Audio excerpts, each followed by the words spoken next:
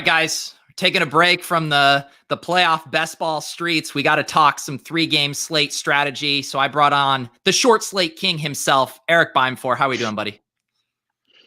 Yeah, I wish I was the short slate king, like via my bank account. But yeah, we're getting into the short slate streets with content, and as the year has gone on, maybe it's because I had such a shitty main slate year, but the short slates have gotten really, really interesting to me, I think. And I think hopefully we get like more of them as the years, like maybe next year we get some more unique kind of scheduling from the NFL or something, because I think these slates are something that people haven't really figured out how to attack. Like main slates, not that they're easy, but people kind of get it, right? Okay, which game am I stacking? How do I get leverage? Blah, blah, blah.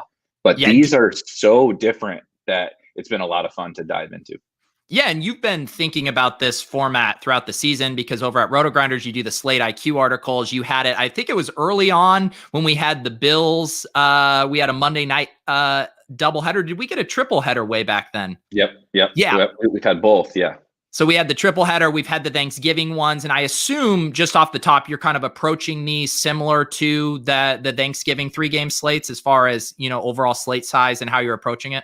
Yeah, so I think that's probably actually where I started to get interested in it and seeing kind of the clear approach was last year. I really dove into the Thanksgiving Day slate, and then it starts to, really hit home when you really dive into like that slate. It's obviously really popular, with Thanksgiving Day and all that. But then this year, you see all these different 2-game slates, 3-game slates, Tuesday slates, Friday slates, all this anarchy, and now it's the perfect weekend, obviously, with 2 separate, pretty huge 3-game slates that, obviously we'll dive into here. Yeah, for sure. And just, I guess, right off the top, is there any differences between, again, just more macro, how you would approach this playoff 3-game slate versus regular season 3-game slate? So I think it's a little it's not different than, say, Thanksgiving. Obviously this year, Thanksgiving was only a 2-gamer since we had one game canceled, but it's not different than like a Thanksgiving Day slate. And I say that because when you have the games spaced out, so it is definitely different than like an afternoon slate on a Sunday, because all the games are going on at the same time. So there's no, option out, and you don't have to think about optionality. You don't have to think about late swap. You don't have to think about, different aspects of gathering more information on your opponents. But that is the biggest difference on a slate like this. And especially when you start to get to the 6-gamer, which is not all that different from the 3-gamers, actually, then, at least not as different as people might think. When you space it out over 2 days, it really starts to get a lot different than like a traditional 3-game afternoon slate or something. There's a lot more aspects to who do I have left, who have my opponents already played, and all that kind of stuff. Yeah, and just as far as how, Vegas is projecting the scoring for this week, the game that's going to kick us off, Indianapolis, it looks like Buffalo, it looks like it's going to be probably the second best game of the week behind the Baltimore-Tennessee game. And we always love on the smaller slates, too, to be able to get that information early and have time to make it. So how do you think about that? Is this a game you want to load up on so you know where you stand? Or is it something where you might want to make some strong fades and then load up on chalk later if your read hits? Yeah, so I think it's you can definitely approach it both ways. For me personally, and the way that I play, being more of a smaller field focus, I do lean more into some of the chalk, which can be totally fine on these slates because of what you said. I'll just load up on it then, right? It's like we've seen it with Bills games a lot because they're so good for fantasy that I'll just get more on that game than everybody else will, right? Everybody is going to play Josh Allen to Stephon Diggs, and probably plenty of people will play maybe even John Brown or Gabriel Davis or Dawson Knox or whatever, but I'm just going to overextend my stack, which has actually been like we'll get into, I'm sure, but has been like the highest leverage way to play these short slates. Everybody's still playing them like main slates. So I can still play that early chalk, in that noon game or 1 o'clock game, and just play more of kind of that game. And then I still have, you can't play everybody from that game. I still have a couple of spots that then I'm gathering information, right? I'm not dead. Even if that game kind of busts, I'm not dead.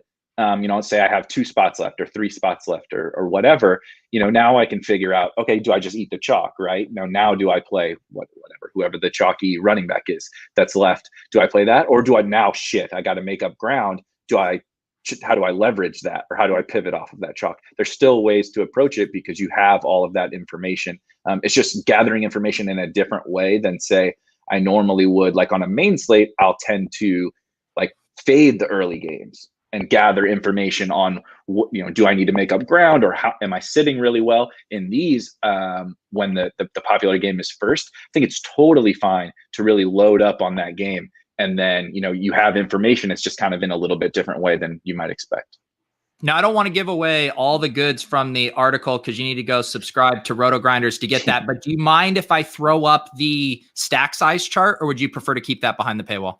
No, go right ahead. All right. So, I think the interesting thing here, and these are the type of stacks, and he's showing here in the column, what these stacks hit in the top 0.1%. versus how many entries are using them. So we kind of have 2 key numbers here. What's just generally the most successful in a vacuum? And then where are we actually getting the most leverage on how the field is using them? And I assume here our interest for these short slates is always trying to find that leverage. We're more interested in that column as opposed to just where are the top lineups coming from. Is that how you think about it? Yeah, I think it's a blend. I think there's a combination between the highest leverage. So if you look, the actual true highest leverage on that chart is other, right? Which is like mega onslaught stacks, 4 or more players to, like say 5, like if you played 5 Bills, that's like technically the highest leverage. It has the biggest difference between being in winning lineups compared to how often the field is playing, but it's also still only winning 6% of the time. Yeah. So like you don't want to be just like, oh, I got to jam 5 Bills in because look at that. It's the high. Look at that green. It's the highest leverage.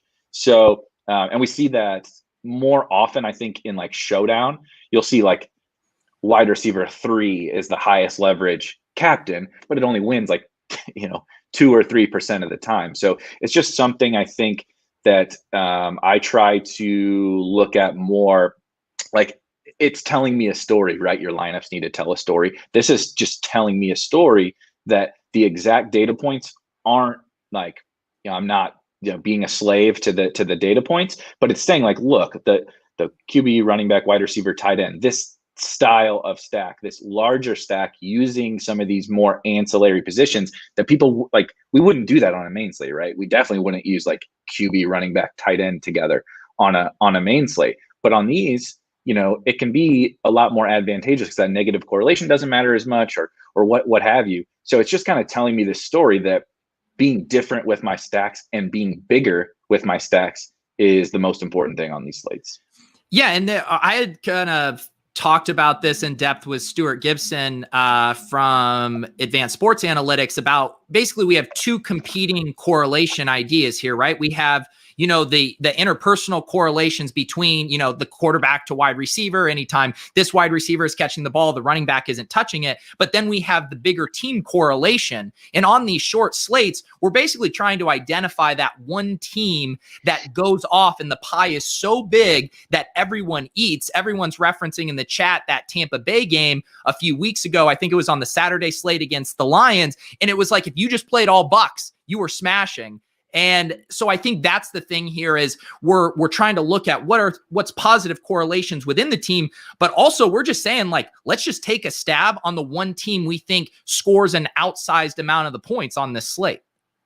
Yeah. And then you start to factor in things like pass rate, right? Like with the Bills and with the Bucks, honestly, when teams, so even if the Washington football team scores maybe a large amount of points, they're only throwing 30 passes, your super stack isn't going to really get there, right? Alex Smith could throw for 303, but if he only throws 25 passes, it's still not necessarily getting you with these huge stacks. But when you see Tom Brady throw 30 something times in the first half, and then they're still slinging it with Blaine Gabbert, or Josh Allen is throwing, we've seen the Bills throw they'll run 35 plays in the first half and they throw like 32 passes. Yeah. Like on that's, and this data is for DraftKings, that on PPR sites, that's enormous. Other teams like the Vikings might throw 10 times in the first half. If this team's throwing 30, that's so many PPR points. So it's kind of a combination of all those factors, but that's exactly it. People don't think like that, right? Like even on a 3-game slate, the odds that one team scores so far above expectation compared to the others is actually decently high. Especially when we get slates like this, where some of the games are kind of gross, like the Saturday slate, 2 of the games are pretty gross games, that the likelihood that it could be the Colts too, right? We're really focused on the Bills, but it could very easily be the Colts that score 40 points or whatever too. So you're just trying to target that one team. And so, yeah, that negative correlation exists, but the payoff in spotting the team that scores the most is far exceeds the downside to the negative correlation. For sure. And this is a good kind of now getting in the little bit with the weeds here, because the whole thing is we're taking this macro data and then we need to apply nuance and context to this. And Erik is pointing out here how to handle the running back situation with the Bills, where it is a pretty near 50-50 split here. Do you think this data of, adding the running backs to these stacks where we've seen to get leverage, do you think that applies when it isn't a bell cow back, like with the Bills situation? So I actually think it applies more when there's not a bell cow running back. When there's a bell cow running back, if it's Alvin Kamara or something, maybe that's a little bit of a different situation. But on these slates, and especially this year with just how god awful the running back position has been, and with 80+% of the backfields being split backfields, you're getting definitely lower fantasy scores from running backs, but the spotting like the outlier, the Colts are a great example. The Bills are I know the example that Erik brought up, but the Colts are a great example where it can get hot hand ish, right? And that's all and whether that is true hot hand, the coaches have been quoted as saying, look, we didn't really plan to play Nyheim Hines 70% of the snaps, but he was running good, so we left him in there. Or JT, same way. Or you get the right game script with someone like a Nyheim Hines or a JD McKissick. You're actually trying to spot when the one side of the 50-50, or maybe the 40 side of a 60-40, when that ends up popping and exceeding their expectations. So I actually think it works better because, several things. Ownership never comes on these Bills guys. People are just not playing Singletary and Moss because you don't really feel, they don't project that well. You don't feel comfortable because they're in a 50-50 split, but you're trying to capitalize on the one time when it's not 50-50, right? When Singletary gets 90% of the production, or Moss gets 90% of the production, or they just get the touchdowns. So you're trying to spot the outlier. And that's why including these guys in there, because they're usually cheaper also, so you're getting a spiked week from a 4K running back that nobody else is on because they don't project that well. Yeah, I do think that's just a very sharp angle of how to approach the Bills, because, I think everyone's going to want to play this similarly, where you load up on the Bills pass catchers. Their rate of, passing is just insane. And then you get to play, a Chris Carson in another game, an Akers or a Jonathan Taylor or Hines on the bring back. So just tossing in one of those running backs where you feel a little uncomfortable about it, well, the field feels uncomfortable about it too. And that's why you're going to be getting a unique lineup. I mean, do you think you can fade Allen on this slate? Is there anywhere you feel comfortable going to recoup those points? It's funny you bring that up. I just did the weekly shows for the slates with Head Chopper this morning, and we talked about that. Well, we talked about it for both Saturday and Sunday. Allen and Lamar are very similar style plays, that it's if I'm not playing these guys, am I playing Big Ben or Baker, Tom Brady? So for me, how I play, others may disagree. I will lean a little chalkier in spots like this at quarterback. I think quarterback is different. Not that you want it on main slates. I don't really want to play this super chalk quarterback, because there's so many other options, and I can find a guy. I just need to spot the guy that scores 40 and distances himself from the field. Josh Allen and Lamar Jackson, I guess, are just nearly impossible for these other quarterbacks to distance themselves from. So fading them is not really gaining me much.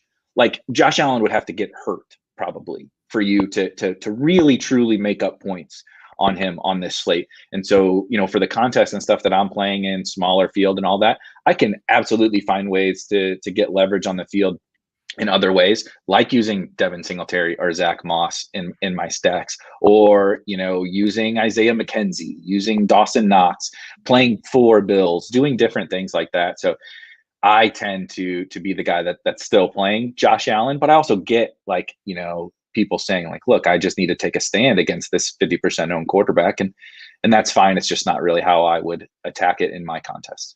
Yeah, and we beat this over the head all season, but these conversations are very relative to the size contest you're playing. I was looking at the Millionaire contest, has 117,000 people in it for the Saturday one versus, I'm in some of the red zone single entry ones, and there's only 1,100 people in that one. So what I'm able to do in that versus a field size that's literally 100 times bigger is just a completely different ballgame. Yeah, and I'm playing like even smaller than that, right? Like I'm trying to target like sub 500 entries, and especially on like 3-game slates, I'm really trying to target just about as small as I can get, that's feasible within someone's bankroll, because I just want to have to beat as few teams as possible, and especially on the smaller slates, there's so many less permutations of a lineup, that I can make that actually has win equity. So I'm really trying to get out of those huge field contests for me personally.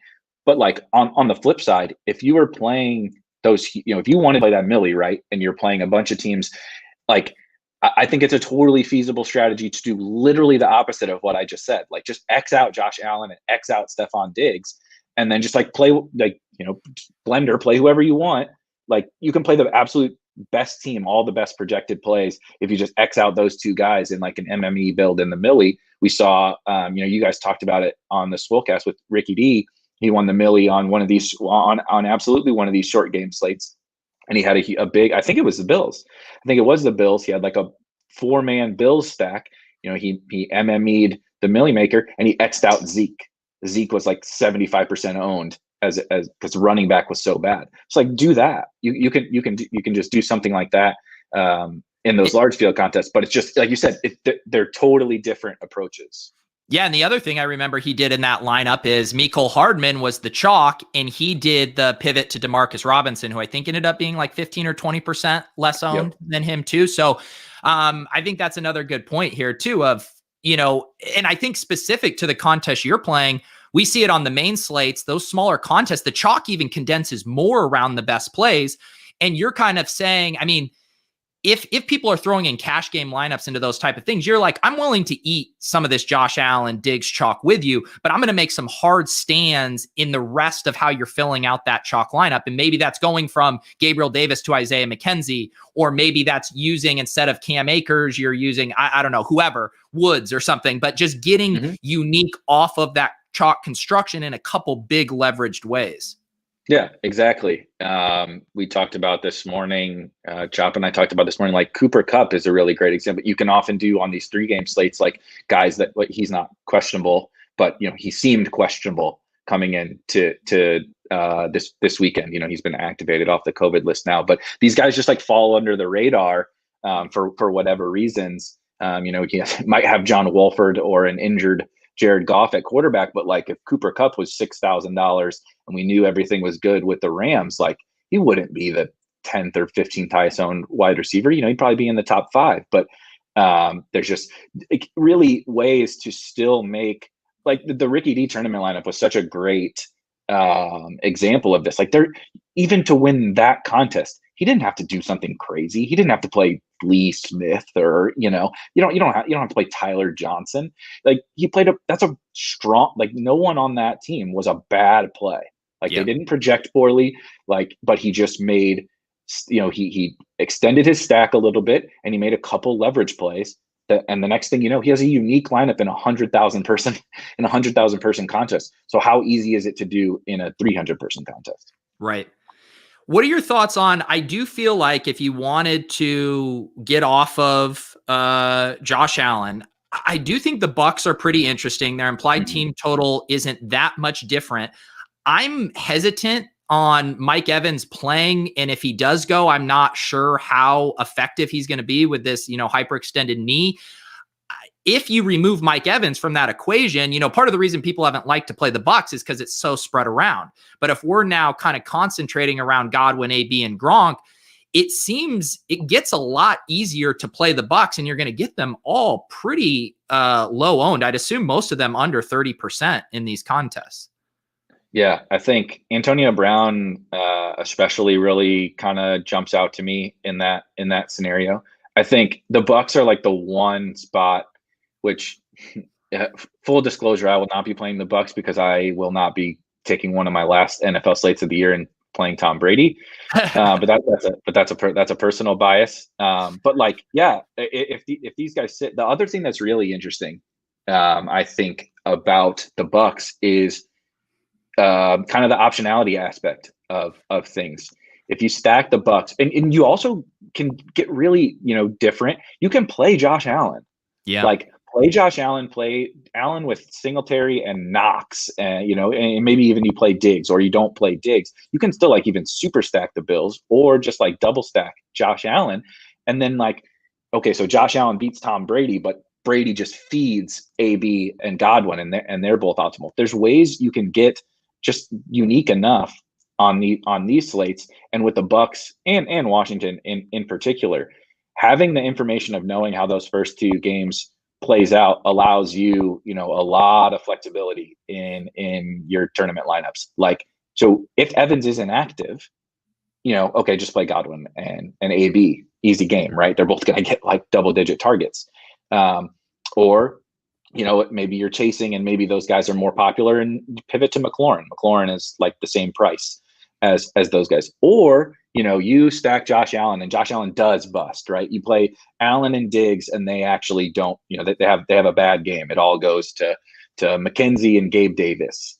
Okay, so you have to make up ground and Evans is active. You can just play Evans. No one's going to play, like, I know it's not comfortable, but no one's going to have Mike Evans. And who's to say he isn't healthy? Like, I don't think he is, but we don't know. Like, we have no idea. So anyway, just gives you a lot of different ways to kind of, leverage the getting more information on your opponents. Yeah, and I think the kind of scenario you were describing too is a way to kind of have your cake and eat it too, of getting unique but still playing good plays. Basically what happens on these short slates is we all get overconfident in how a game scenario is going to go. It's like, okay, we all think the Bills are going to score a lot of points, but the ownership condenses on how we think they're going to score those points. So we can both agree with the field, the Bills and the Bucs are going to score a lot of points, but if the field's jamming Rojo because they think they're going to do it all on the ground, well, we play the passing game. Or if the field thinks it's all going to be through Diggs and John Brown, we play Singletary and Knox and hope Lee Smith also catches one of them. And that's not even that outlandish at all. And you're going to have a unique lineup just because the field is overconfident on the game script or how it's going to be utilized. And it happens.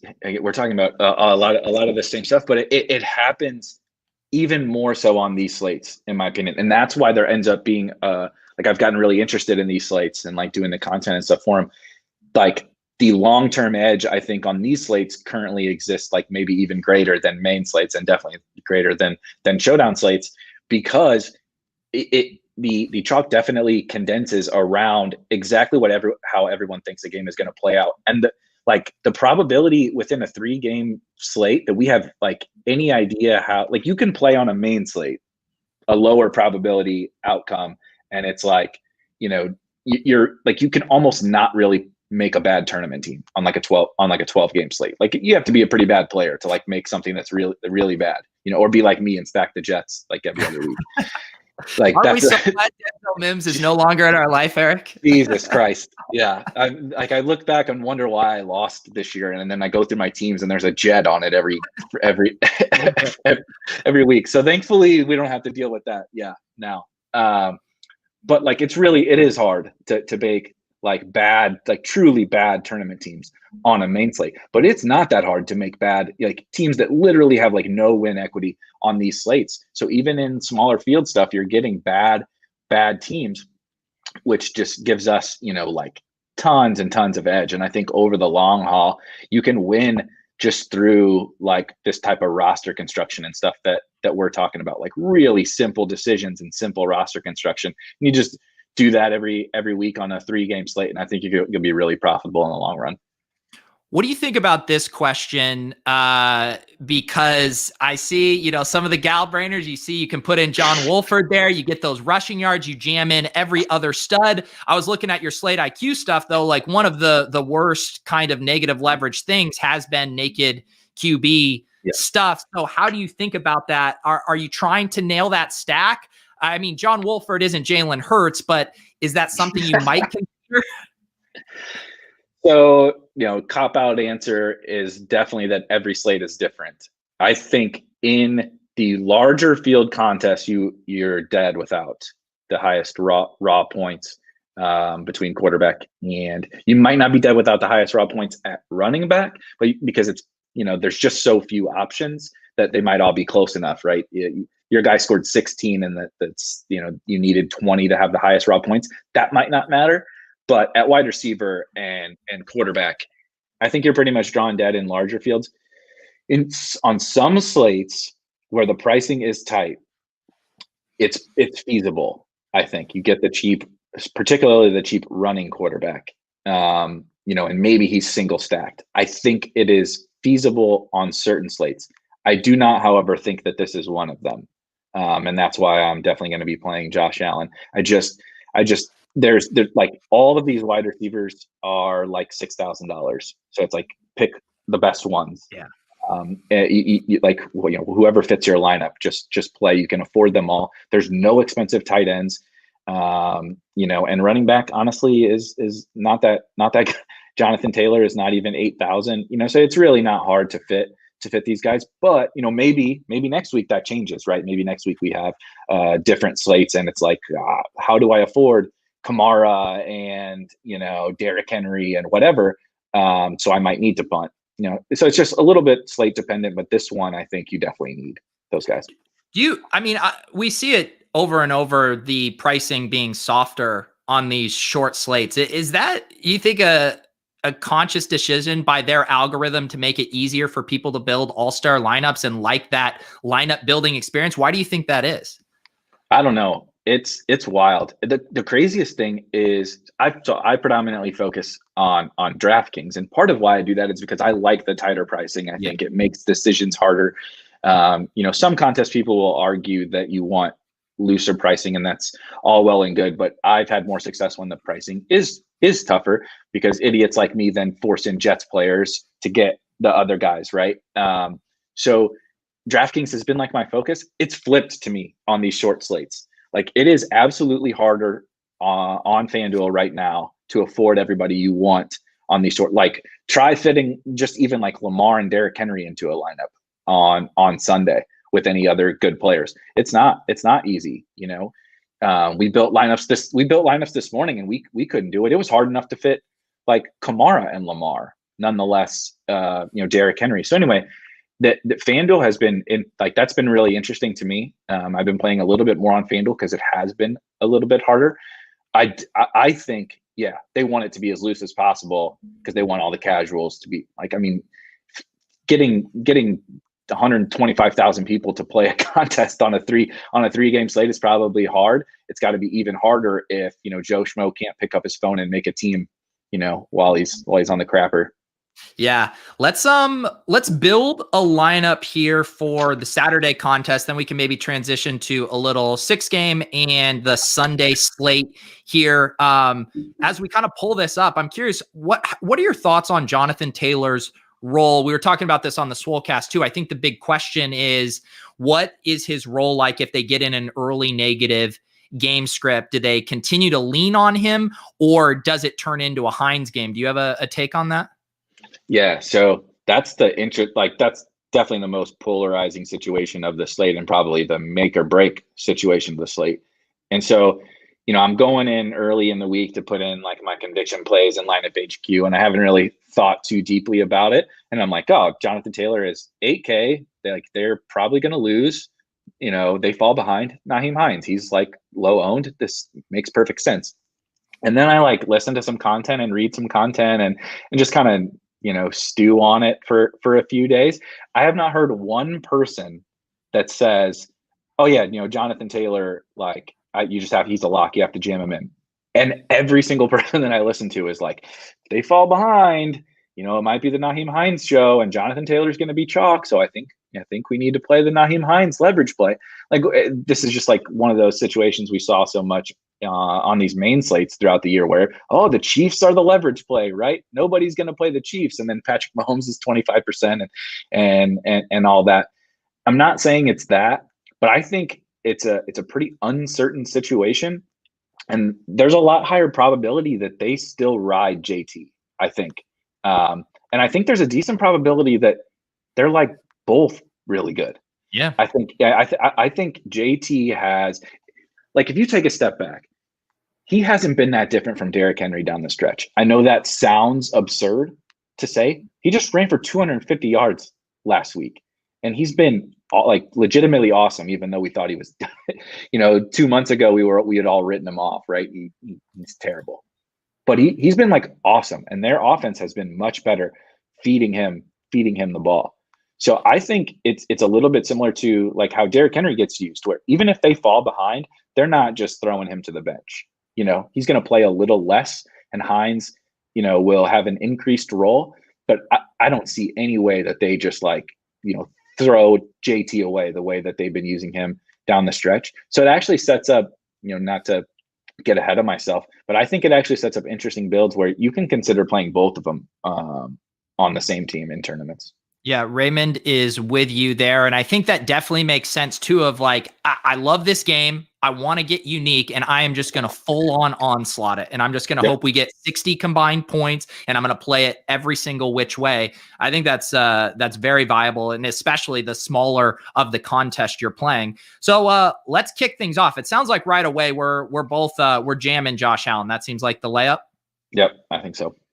And then I guess the next decision point is, do you eat the Diggs chalk with him, or do we start to get unique there? I still haven't made a full decision on how I'm going to approach that. I typically struggle to get away from like the clear alpha wide receiver one of my stack. Again, it kind of goes to the contest that I'm playing. Like, I don't have to hit the stone cold nuts. And like Diggs' floor is just so high that typically it's a kind of unnecessary evil to fade him. But I do think it's interesting that if you really want to get unique within an Allen team, Diggs is going to be like, again, the smaller the field you get into, 60-70% owned. There's other good receivers, right? I mean, how long ago would it have even been that we would have said Tyler Lockett and DK Metcalf and Chris Godwin and Terry McLaurin and Robert Woods? Like, no one's playing these guys. Yeah. On a 3-game slate, So I'm still kind of nibbling on that, and I do think it's legitimately very viable to play Josh Allen without Stephon Diggs. Yeah.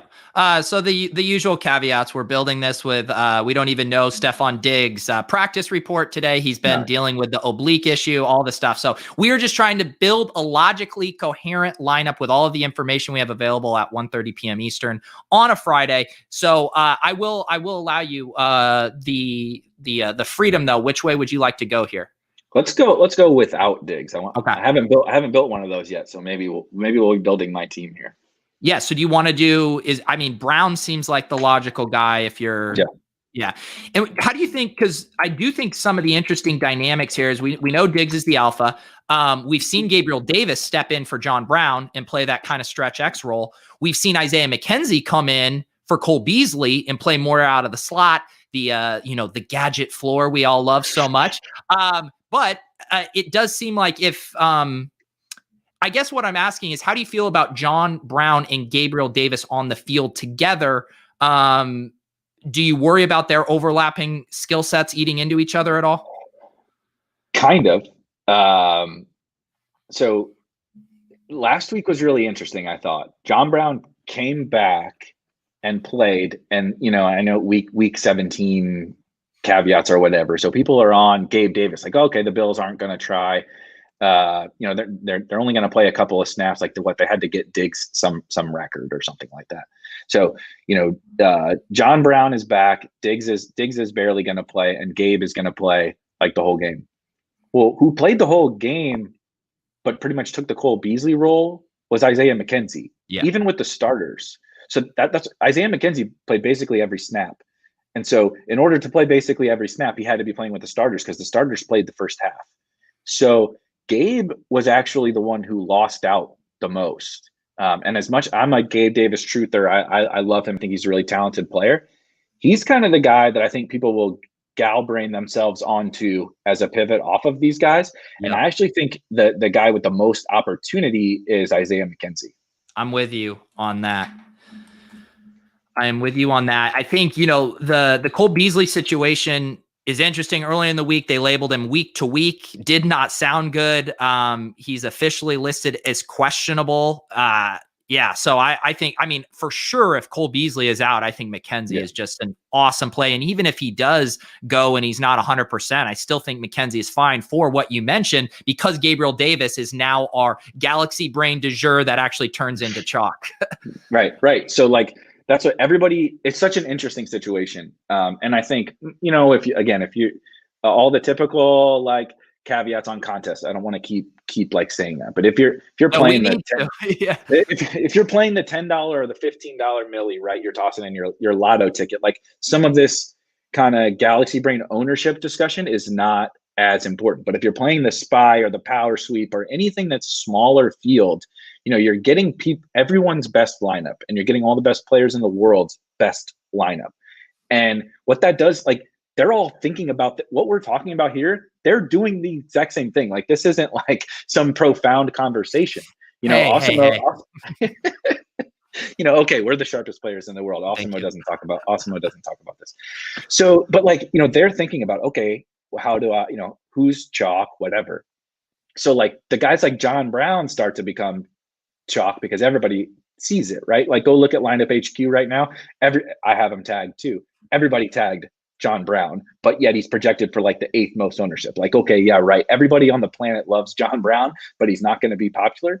So then you start to get into this. Okay, now everybody thinks John Brown is popular, and I can just play Gabe Davis, right? So Gabe isn't going to be super owned, but you just see ownerships fluctuate on all of these guys, right? Because everybody's having these same thoughts, and it changes wildly on 3-game slates, even more so than main slates. All right, I'm going to take a turn here to continue to gal brain this lineup. I will maybe make you make a Colts running back decision. I'm going to put in Michael Pittman here. Okay. I think TY is going to be very popular too. Even just the avenue of onslaughting this game. I think TY will be one of the first ones in if you're doing a Colts running back and a wide receiver. And then, saving this money here is going to allow us to do basically whatever we want the rest of the lineup. And I assume be pretty unique with how we're attacking this game. Do you have any major concerns with my Pittman play? No, definitely not. I think, I know it is forbidden to talk about any sort of matchup related things, in particular with cornerbacks. But I think, there are certain matchups where it at least matters, but it's not even so much that it matters the cornerback matchup thing. It's that NFL coaches care. Right. It doesn't matter if DK Metcalf can beat Jalen Ramsey. I know he can beat Jalen Ramsey. It's the fact that Pete Carroll and Brian Schottenheimer and Russell Wilson know about how good Jalen Ramsey is. So they just don't even throw to the guy that Jalen Ramsey is covering. And Tre'Davious White is not in that tier, but he matters to a football team. And if our opponents are not factoring that thing in, that's when I want to factor it in. Right. If everybody is oh my God, I can't play Metcalf because Ramsey's on him. Well, now it makes Metcalf a little more interesting. But if people are using TY, like you said, as a bring back, and TY is going to get Tre'Davious the whole game, well, yeah, I don't want to play. I don't want to play him if everybody's going to be playing this guy in a potentially tougher matchup. So it's just like this balancing act between how much does it matter and what are our opponents doing with that information. All right, I will. I'll let you go to make sure that we stay on schedule here. I'll give you a couple picks here. Keep fleshing out this lineup. I think we need to plug in JT. Yep. We're not concerned the way we started this build with getting too much leverage or uniqueness or anything. So I just want the raw points at running back with JT. So 5,700 left. So one thing we didn't talk about is like, if you're fading Diggs, I think you need to be probably playing 3 Bills pass catchers with Josh Allen, because at their prices, if Diggs is not going to be the one that pays off, not going to be one of the highest scoring or the highest scoring wide receiver, and Josh Allen is going to be the highest scoring quarterback, you either need to be playing a running back, so say Singletary runs for a touchdown or 2, or you need to be including Dawson Knox to try to steal 2 touchdowns away from say Diggs. So I want to do Singletary, I think, here. Let's do it. Okay. And then I would say we probably now pump the brakes on this game and figure out how to attack the other one. I mean, at this point, what I'm kind of gravitating, what do you think of like Gronk Godwin to round this out? Yeah, I would definitely be setting up some sort of secondary correlation here between these games, or some sort of giving myself the flexibility to figure it out after this first game happens. I think I'd probably actually lean towards like Logan Thomas Godwin, but also because it just gives, like, you can pivot to Gronk, you can pivot to whatever. Like, that's the thing I think people don't take into account enough, is like, I don't want to say I don't care who those last 2 spots are, but I just want to think about what my options are here, right? Because I'm going to have time after this first game to figure that out. Like, okay, this game busted and Logan Thomas and Godwin are going to be the 2 most popular players left. Okay, I don't want to play them. Now it's time to play like Tyler Higbee and Metcalf or something like that. Or like you said, I'm sitting okay, but maybe I just need a little bit of leverage. I can play Gronk over Logan Thomas. But from this point is where I would just be setting up my different options, and we have infinite salary, so that's definitely not a concern. I can feel my entire audience who I converted to cash game grinders last week.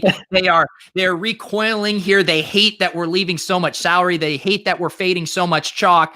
Does leaving 4,200 on this kind of slate and this kind of build make you at all uncomfortable, or is this fair game in this field size that's 3,000, just this blind side that I'm putting it in, my shell? It's close. It's close to a cutoff of where I would want to, or where I might be giving up too much projection. But the thing about like that is leverage is more important than raw projection. And there aren't any guys. It's not like, so you referenced the Brady thing, right? The Bucks, when they just absolutely curb stomped the Lions on the last 3 game slate that we had. If you left a ton of salary on the table, you were just like leaving DeAndre Hopkins like to play Larry Fitzgerald. And like, that's just, you just don't need to, like, you absolutely don't need to do that.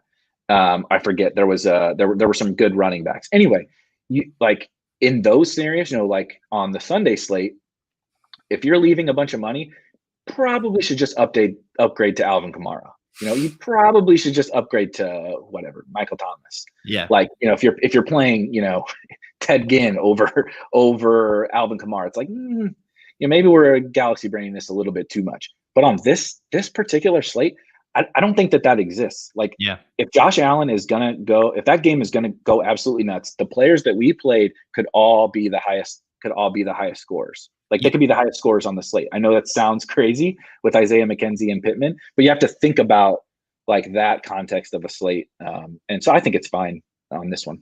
Yeah. And again, too, I mean, I always like doing this as an exercise. We pull it up. I want to see where would I be happy to finish? I want to finish top 7 in this contest?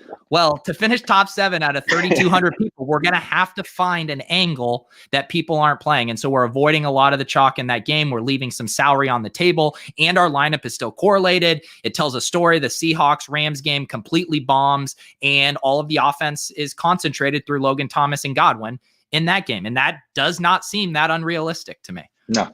All right. That's what we talk about with like that's a good team that could like is much higher probability than the ownership dictates. Like why couldn't that story play itself out? But no one is gonna go that way because it's like, well, why would I not play Diggs? That's right. Let's tell one more story here as we wrap things up. If you guys have not subscribed to the channel and you're watching here for the first time, please subscribe. I did a underdog playoff video yesterday. I saw people talking about that. If you want to circle back, see some strategy, they keep spinning up new contests for that, so you can fire those off. You got Erik doing videos with Chop over on Rotogrinders. You can check out his Slate IQ over there as well. Very helpful stuff. And then a couple other things. Right after this, I'm doing the Splash Play podcast. We're doing it. Matthew Berry's our guest over there. So if you guys want to head over and have us talk about the wildcard slate with Matthew Berry, you can do that. And then tonight, we are going to be talking FFPC playoff challenge on ship chasing. We got Dink, we got Leone, Ben Gretsch, Pat Carrain. So full day of content, full day of action. But let's set our sights on Sunday. I'll be honest, I haven't gone through this with a fine-tooth comb like I have the Saturday slate. Where do we start here? Is like you said, Lamar Jackson the Josh Allen of this slate, and it's just unavoidable? Kind of. So I just this morning started to go through it more deeply. Lamar and Derrick Henry are like the decision points. You know, the however you handle them is pretty much what's going to decide the slate for you. I actually think the guy that is the unfadable guy, and this, you know, I've been burned by the Saints about 1,000 times. They're like the good version of the Jets for me. Like every time I just get them wrong. Can I put him in before you say his name? It's not. Oh, okay. Wait, are you going back to the Traquan Swift well? I know how much you love him. Oh God, no.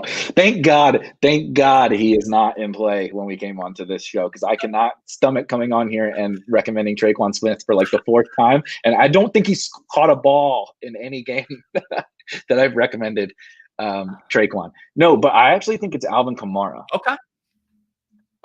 So if you go through, so first of all, you got to take a step back. It is like 99% chance he's playing now, according to everything that we're seeing. And so obviously grain of salt if he doesn't play, but he tweeted like, see you Sunday. So I would assume that means he's playing. So I'm just making that assumption. So we'll start there. Yeah. Running back is horrible, honestly, on this slate, outside of Kamara and Henry. And then I kind of like the Ravens guys a fair bit. The issue with running back is that I don't actually really know why Kamara is cheaper than Henry. I guess like they should be like more similarly priced on DraftKings to me. And just the floor that Kamara plus the ceiling brings you. I mean, we saw the 2 weeks ago or whatever it was, the 6 touchdowns that he scored. And, you know, we know the upside that he brings. I know Michael Thomas is back, so maybe that keeps some people off of him. But just when you get a running back that catches this many balls on a good offense, the matchup is totally fine. And Henry is the, you know, much better like leverage point. There's no way to leverage against Alvin Kamara other than Latavius Murray, which I don't love doing on DraftKings. Yeah. I think it makes more sense on FanDuel, but like, you know, what are you going to play, Michael Thomas? Like, congrats. He's also super, super popular. He might even be the most popular player on the slate. So I just don't like getting away from these pass catching running backs with like crazy high ceilings and touchdown equities on these slates when you can't leverage against them really. So Kamara is kind of my lock on Sunday. All right. Yeah, I can dig it. Let's quarterback. Should we, I say we kind of go the same thing with Josh Allen. Let's toss in Lamar Jackson and then let's see, you know, how we're going to play this uniquely, because I'm guessing Mark Andrews and Marquise Brown are both going to be over 50% owned in most contests. Yeah. So this is definitely where it starts to get tricky. Then this slate on Sunday, it is a tougher build. you do run out of salary cap a lot quicker. So you have to make some really tough decisions. Like you can't just jam Lamar, Kamara, well, definitely not Henry when you start to get like this. Michael Thomas, Mark Andrews. You can't afford even like half those guys in one team. So that does make it interesting. Where I start to decide on, I almost always default to Mark Andrews. And it's mostly just a positional thing. But I also think there's a little bit of like, let me get my hand in the dirt for a second. But if Lamar is gonna play well, Mark Andrews is like his crutch. Like if Mark Andrews is not having a good game, I'm not even sure I want to play Lamar. Right. I would probably like try like some Tannehill stacks and leverage it that way, or maybe get crazy with like Baker or something. Yeah. But if Mark Andrews is having a bad game, like, I mean, Hollywood's just not the type of player that can like carry Lamar. So like, I would definitely default to Andrews. And I do think Hollywood is the volatile. We've seen how volatile he is, that if he's going to pick up ownership in those stacks, I kind of like there's a ton of wide receivers I like on this slate. So I default to Andrews. I think that's a great point too, because what we're hoping for here is the 2-touchdown game from Andrews. And if he's not getting that, Lamar's probably running them in himself or Gus Edwards or whatever. So yeah, this is the scenario we're playing for here. Should we try to leverage the Marquise Brown ownership with a guy like Miles Boykin, or maybe we go and toss in one of the running backs here? I know you said you like Dobbins. I like him, or you said the running backs, but I like Dobbins. Which way would you prefer to attack this with Lamar? Yeah, so this is Lamar's such a kind of like a unicorn when it comes to DFS, right? Like if we pulled up those charts and stuff right now, it would basically say like, what the hell are you doing? Not including a wide receiver with this quarterback. But I really actually think that's interesting. I think, like in this contest, especially, right? I don't like Lamar will be very popular, but playing Lamar, Dobbins, and Andrews, or Lamar, Gus, and Andrews, I think is a pretty unique way to stack up Lamar and to stack up the highest scoring game. I actually kind of am currently leaning to Gus over Dobbins. I like Dobbins better, but it's a huge difference in salary. And I know Dobbins had the huge game last week, but it actually didn't really come on any more volume than Gus was getting. So just kind of use the savings and play the touchdown variance game with Gus. Yeah, I dig it. I assume we want to bring back here. I mean, so much this season, I feel like AJ Brown and Derrick Henry have been positively correlated. Where when the team smash, they do, and Corey Davis has been like the garbage time king for the Titans. I mean, so many of his stats have been on fourth quarter drives where they're in prevent defense. To me, he seems like a logical bring back here if we're playing a big game from the Ravens. So it's funny. I leveraged against, my team was so shitty last week in week 17 that I ended up playing Tannehill, AJ Brown, Corey Davis stacks. And Corey Davis every time I would play Derrick Henry, Corey Davis would have 150 yards and 2 touchdowns. And then I finally play this schmuck. I think he dropped he turned into Deontay Johnson. He just dropped every single ball. But the interesting thing about Corey Davis is right now we have him as like the stone chalk, which is kind of wild to me. I like him, and I do think he's underpriced, and he makes for like a really logical bring back. I think he's a good player.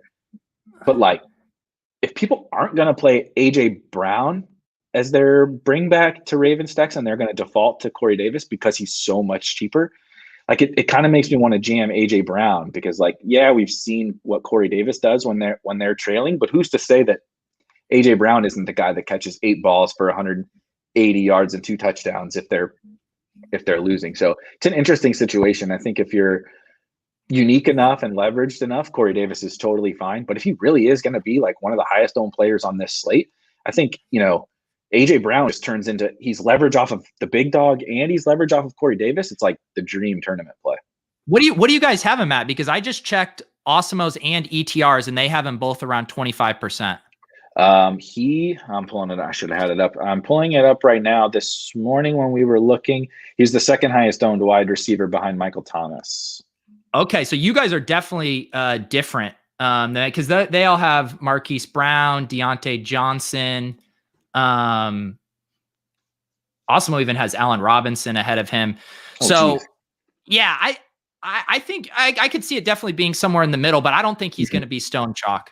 Okay, then I like him, but that's the thing with him is it's like with all of the Titans really, it's just like entirely ownership dependent for me because like, dude, of course Henry. Like if people end up getting off of Derrick Henry, like yeah, sure, like give me Derrick Henry if he's under owned on a 3-game slate, but that's not how we're projecting it right now. And the same thing with the wide receivers, like they both have a ton of upside, so just give me whichever one is at least reasonable ownership. All right, as we wrap this up, let me make a couple picks here with this lineup. Are we kind of correlating on the other side with Kamara? You want to keep loading up on this game? What do you want to do?